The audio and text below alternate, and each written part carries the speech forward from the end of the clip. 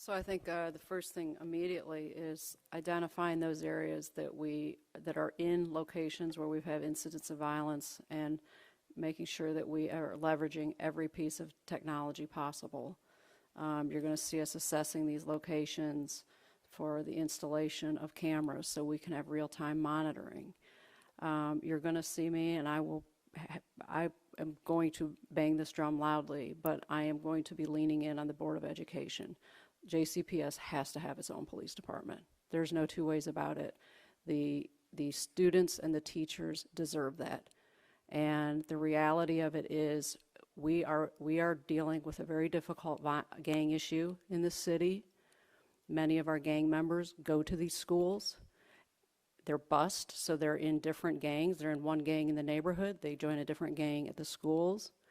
And without having dedicated school resource officers who are trained in identifying gang members, identifying potential conflict, having that constant ongoing communication, we are lacking critical intelligence.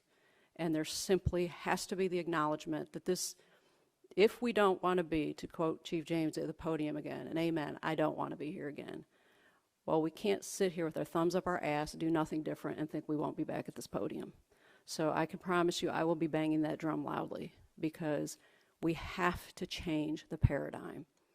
And the reality of it is there are so many guns, and while I appreciate lawful gun ownership, as Councilman Arthur alluded to, unfortunately, gun ownership does not equate to responsible gun ownership.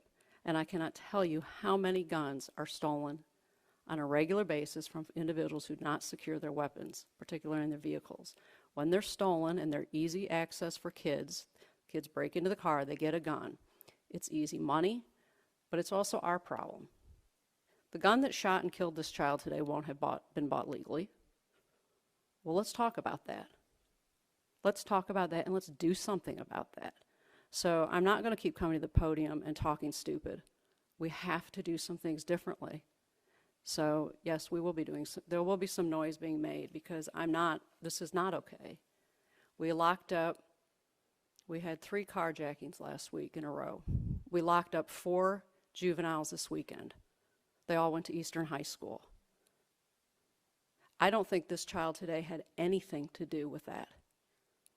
But is there something afoot at Eastern High School? Yes. Do we owe it to the teachers and the students to know what is going on there? We have to empower Dr. Polio so he has a fighting chance. And that's not fair to him. This is a man who's dedicated his life to education. Well, let's help him out. Let's give him and his staff and his educators a fighting chance. So, yeah, I'm going to be making some noise because this is not acceptable, and I am tired of burying kids.